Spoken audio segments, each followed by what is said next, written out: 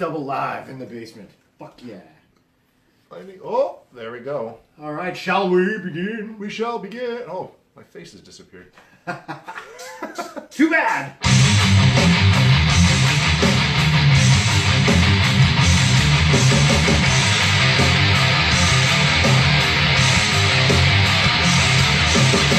You're listening to another edition of We Came From the Basement. We are Jason and Sean, and you guessed it, we came from the basement, and we're coming at you from Radio NL 610 AM Kamloops. We came from the basement, motherfucker. We came from the basement, motherfucker. We came from the basement, motherfucker. We came from the basement, motherfuckers.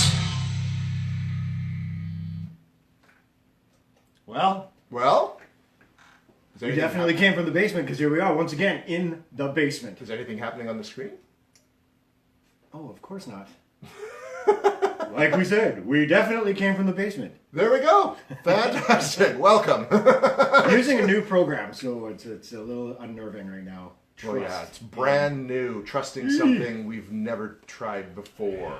What happened to the other program? It just died on us. It didn't actually die. What happened is some dipshit spilled beer on one of the hardware devices that run our radio show. Wasn't me. And that was the end of that. So now we have new hardware, new program, new everything. And we're also going double live today.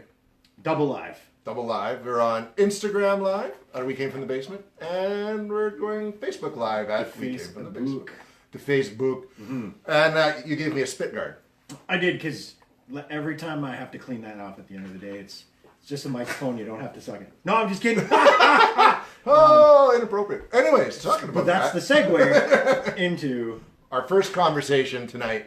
Of entertainment value. That's right. For the folks at home.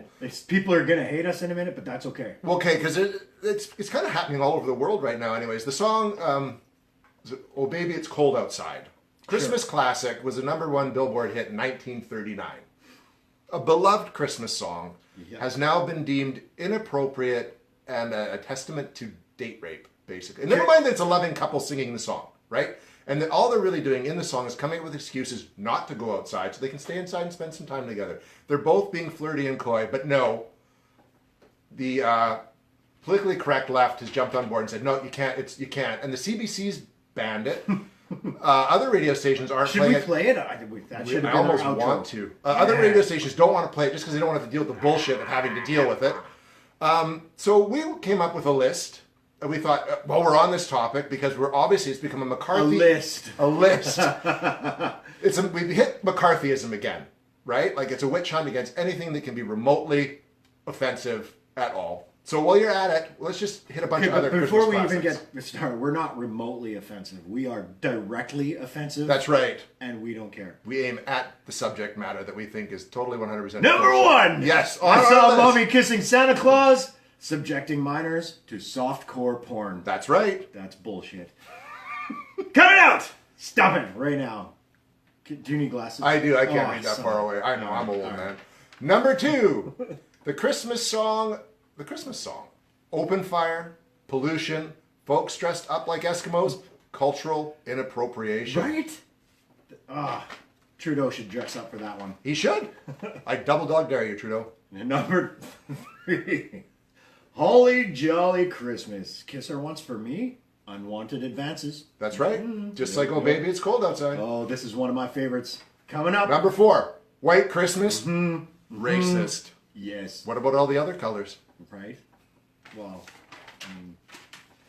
there are arguments for it, but moving on. That's right. Santa Claus is coming to town, sees you when you're sleeping, knows when you're awake.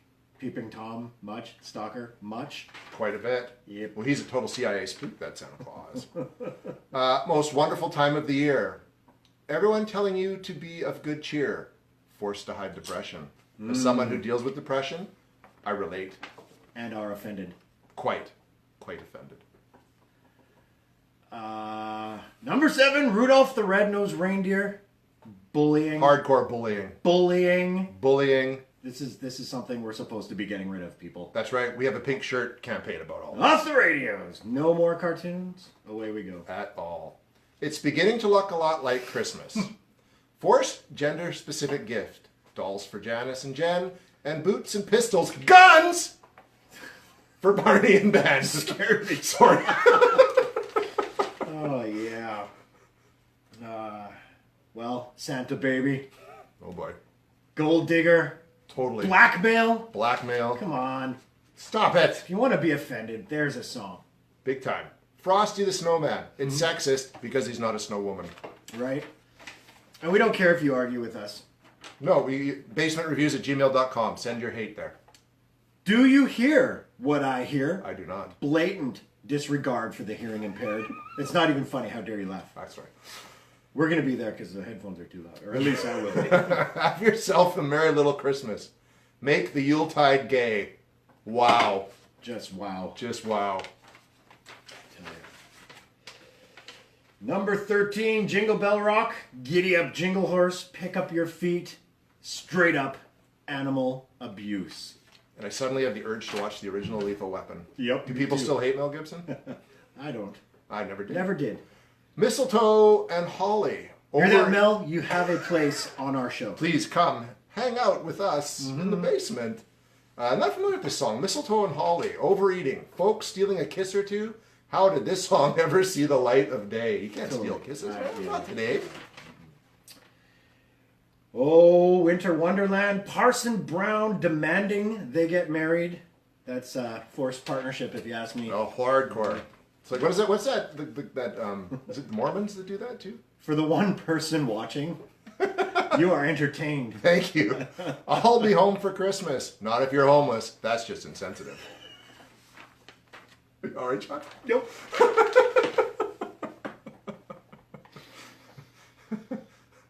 And my favorite, because it's a sensitive subject, of course. Dealing with grandmas. Yeah, oh, yeah. I have none, so. Grandma got run over by a reindeer. That's homicide. Big time. Extremely violent and promotes alcoholism. The 12 days of Christmas There you go. are now gone. An offensive song for each day leading up to the big holiday. How dare they play those songs, cartoons, movies, anything related to all those songs. We didn't even have a Christmas party this year. It was called a holiday event. I didn't go. Because what holiday? I can't decide. How? I'm atheist. Yes, you are. And That's Christmas right. is Jesus' birthday. Well, actually, technically, no, but we don't need to get into that. No, because, yes, we've all watched it, Yeah. I think. But maybe not. It doesn't matter, because I don't believe in Jesus. And I don't believe in Santa! You believe, though, in the magic of being kind and spending time with family. Right? It's what the holiday is all about. And that's, well, we can't call it the family holiday. We already have one of those. Oh, yeah. Family day. Remove the songs from population forever. That's right. Have you watched, other than what we're going to review after the NL segment, have you watched anything else this week, brother? Yes, You did? but we'll talk about it after the segment. Oh, we will. So should we just get into the NL segment? Yep. Okay. So we're going to go into the NL segment that we play every week. In this segment, as we always warn you, we have an interview with our bro John Fallon and martial artist, actor Mark Natoli. We're going to say it's a 3-minute clip, Howie and I, but when we get to it, we're going to play the actual entire 15-minute conversation, complete with profanity and inappropriate language. You've been warned. And offended. And offended. But it's also awesome because they talk about the short film The Proposal. Yep. What's happening with that. John Fallon gives an update on his next feature film, Heretic. And they also talk The Siege of Robin Hood, which is going to be better than that Robin Hood movie that came out and sucked because it's got martial arts. Yes. But if you want to hear all that... So, wait, you're telling me I have to edit out the 3-minute one Yep. and insert the 15-minute the one. 15-minute one Yeah. into a wave that's this big. But we're going to do it in post-production, not now. No one's going to have to sit and listen to all that now. Because we Right. want you to tune into our extended cut podcast on Sunday. Totally. Exactly. So, that was Jay and Howie at Radio NL. We're just going to bump right into it. That's I just right. had to leave a bit of a pause. We're just going to keep on trucking. Trucking. That was it's really good, and we're excited. Sean, you were supposed to come back and join us this week on the show, the NL segment. Stuff happened. Stuff and that's just happens. the way it went. You're welcome back next week, of course. I will be as there. much as we can. We got a few more shows coming into the Christmas break, and in addition, we just had, of course, the interview with John and Mark. We've got another one coming up in the weeks ahead. Do you want to talk about that? So if anybody's familiar with the show Travelers on Mm-hmm. Netflix right now, it's I don't know if they released the other seasons now, but season 1 has been there forever. Season 2 is just out, I think. So a good friend of ours, Leah Cairns, stars in that show. Yep. She's going to be on, and we're going to talk a little bit about Travelers and other cool up-and-coming stuff. Yeah, 'cause she's been in lots of stuff. She's in Battlestar Galactica, Interstellar, 88 Minutes. So that's going to be a really good conversation. Mm-hmm. I think. It'll be our second time on our show. Yeah, she was on 8 years ago, believe it or not. It's been that long already. Holy. And we're a smokes. lot fucking older now. And that was the one we talked to about 88 Minutes, yeah? Yeah, Al Pacino. and nudity. I always got to bring that up. And I hate it, but it's because I grew up across the street. I don't hate it. I grew up across the street from Leah, and so she was always the girl I knew next door. And then that happened. So that changed everything. Yeah, okay. All right. Moving on! Moving on. Death Kiss. Just came out this week on DVD. There is a review up on our site. For those who aren't in the know, it's a low budget action movie, Death Kiss. Yep. Written and directed by Renee Perez. The big thing about Death Kiss, other than it sounding like it's Death Wish, is the fact that the lead actor, Robert Kovacs, looks pretty much exactly like Charles Bronson. Yep. Who, of course, was this big action star, 60s, 70s, but he's an iconic character now. Iconic. He's an iconic action star who was in the Dirty Dozen, The Magnificent Seven. He was in Once Upon a Time in the West, which is one of the best westerns ever made. The guy did a lot of stuff. Yeah, for sure. Been dead 15 years. And now they found a gentleman who looks like him and have put him into a film. They sure did. They sure did. They sure did. We've watched the film. We have not yet discussed the film. We're about to, Jay! Who wants to begin? Sean, do you want to begin? I have a feeling you do. Or do you want me to? You know what? I Go ahead. Okay. I watched it first. Sean wasn't sure if he wanted to watch it because he finds Charles Bronson movies boring. Or Charles Bronson boring. I can't... Was it Bronson or the movies? Pick one. It doesn't matter. Okay, the movies. But I was entertained by watching this film. I mean, it's a gimmick. I think it's a gimmick film. It is the kind of movie Charles Bronson used to make, right down to kind of the suit he wears. The guy looks like him. He doesn't talk a lot. He's the good guy. You don't know his past, and he shoots a lot of bad guys. You don't really need to know anything more than that. I mean, he shoots them in a great, big, bloody fashion. There's quite a bit of gore in here. It's got something to say about crime. I felt there was really definitely, people would call it a politically right-wing message about how you deal with crime and the lack of the police's inability to keep up with crime and to really take a hard edge to it. Did we say it had a Baldwin brother in it? It had a Baldwin. It had Daniel Baldwin's in it. It had Richard Tyson plays the main bad guy in it, who's had a TV show many years ago. Seen him around. And that's basically the movie. So how much you want to enjoy it depends how much you want to watch something that's basically like a 70s style exploitation action movie with a hardcore right message. Copy that. And I didn't mind it. I had a good... It's not a movie I'd watch again, but for the one time I sat down and watched it, I was entertained enough to get through it and enjoy it. And for me, I kind of just... Because my dad was a Charles Bronson fan, so I grew up watching his movies. So it was like a bit of a nostalgia trip for me that way. Right. But I can't say... and I could only recommend it on that level, though. As a curiosity piece for someone who wants to watch a Charles Bronson movie 15 years after Charles Bronson's died. And that's the only kind thing that I really want to say because Charles Bronson, I mean, he was in a lot of great movies, but he was like boring movies. You're not a Jason Bourne movie fan. And I mean, it's not because I don't even know what it is. I watch them and I just they're action packed. If the actor is, I don't know. This guy actually kind of stepped in and made Charles Bronson not as boring. I don't know if it was he had more facial expressions or I don't know, but he didn't say much. Nope, hardly anything. It was as cheesy as those, which, like you say, it was kind of more of a gimmick movie. So yeah, it wanted to be like those movies. I gave it that, and I found it more entertaining than those movies because it still looked old school, but people still had cell phones and all that kind of stuff. Yeah. So I enjoyed it more than I enjoyed a Charles Bronson movie. Wow. I'm sorry to say. No, that's all right. That says something about the movie itself, right? Yeah, I maybe it was the gore because back then they didn't show it as much as they like to now. Well, that's And the ratings have all changed, so they can actually do more. first 5 minutes. I get shot in the face and it like explodes. Yeah, it was great. It's pretty rad. So, and there's some boobs, and Big time. Kind of simple that way. Blood and boobs, Aren't we all? right on. If a girl's having a shower in a movie, why not show them? Well, yeah, no. It's Well, we discussed all the reasons earlier. Yeah, with the list, with the whole so, the list and all the movement and all that, and yeah. Yeah. So, I did watch some other stuff. I can't even remember what it was now. I think I sent you a link to it. It was future movie by Luc Besson. Oh yeah. Valerian. You saw it. Was it out? Valerian. I haven't seen that yet because I heard not a lot of good, but you quite enjoyed it. Well, I like Luc Besson. He does some weird, radical, kind of out there stuff. Always has, but he kind of, I don't know. He touches on things that are in the conspiracy realm and ideas like kind of alternate reality stuff, and I really like it. Cool. I mean, if it looked expensive, It looks like The Fifth Element in a way. Does it kind of seem that similar vibe? Or yeah, it totally has that feel, and that's a tough one to. You have the same feel, but it's a totally different movie. Yeah. And I dug it. It was just futuristic, good entertainment. So Sweet. no boobs, No boobs. but that's okay, unless alien boobs count. Sure.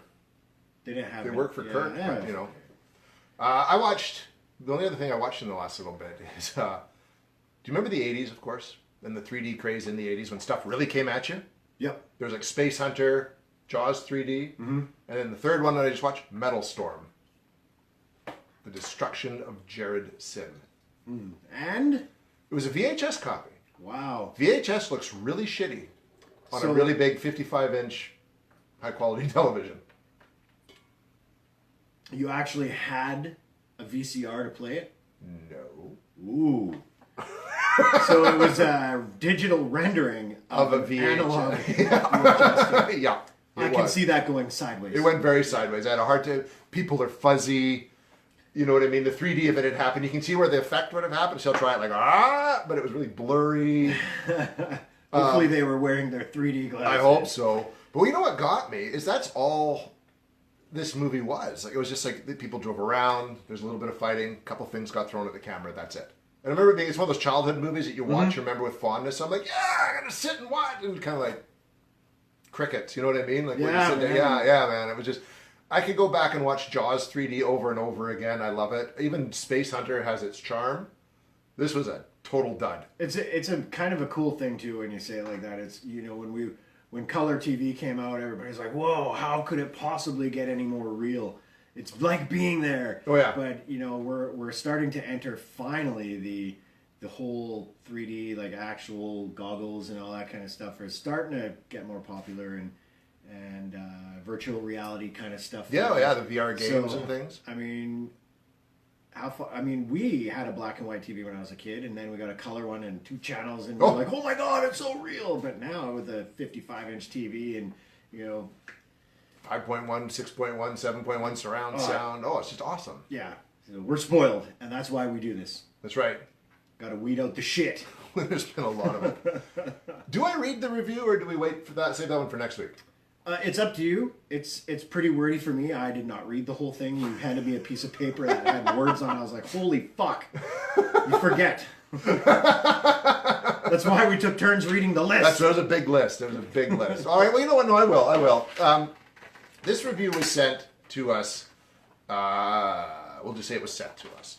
It's for a movie called Under the Silver Lake, which is actually was written and directed by the gentleman who did It Follows. Right. Okay. I haven't seen this, so I can't attest to the movie's quality. Oh, me neither.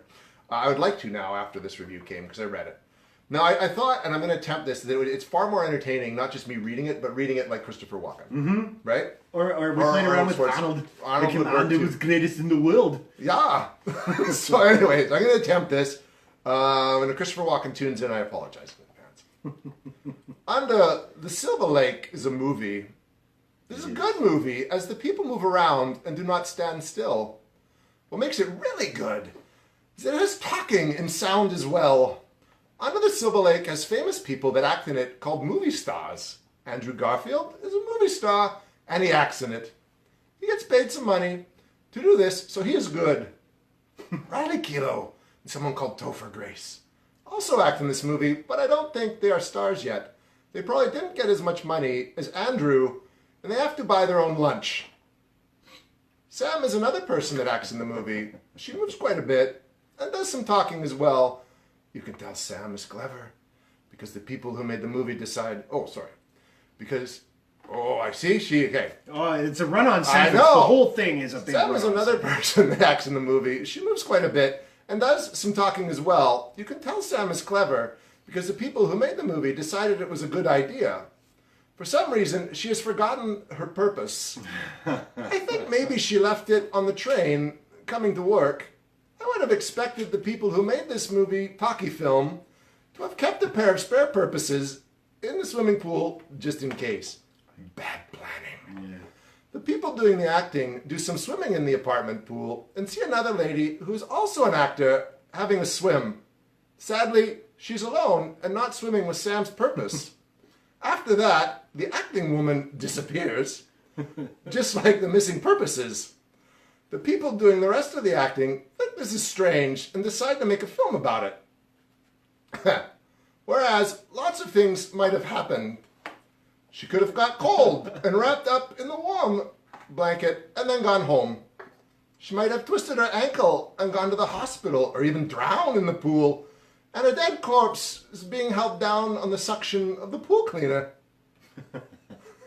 That would have been a good movie. That would have been an awesome movie. So it's a very good movie with lots of people in it who are called stars. They've been paid to do this job, so go and see it. And if it isn't any good, you can boo them. I have to stop writing now, as my teacher says I need to get on with my sums, or I'll be moved down a class again. But anyway, I'll come back soon and write some more interesting film words and acting and moving and talking. I like this movie a very, very lot. It was really cool and has hits of people moving and talking. It's really clever how they manage that these days. This is going to be a weekly thing. Find something and attempt to read it like some other person. Yeah. Anyway, I apologize for a Christopher movie Walken. about stuff, Doing things and talking and such. Anyway, I think we'll quit while we're ahead in the basement this week. Thanks everyone for tuning in. Of course, tune in tomorrow. Sandy! Tune in tomorrow at 8:40 a.m. on Radio NL to actually hear the NL segment and the short version interview. Podcast will drop by Sunday morning where you get to hear the whole chat, of course, with our bros John and Mark. It's a really, really good interview. I'd like to do a show with them both here. Yeah, that'd be awesome. Fuck yeah, that'd be fantastic. We're back next week. Actually, we're back for the next couple weeks. Yeah, man. Christmas break. I don't need a break. You need a break? I don't need a break. We can keep doing it. We just won't go on the radio. We'll just come here and talk live for the 2 weeks over Christmas. Anyway, until then, folks, we'll see you in the basement. Basement. Woot! See you, suckers. Outdoors.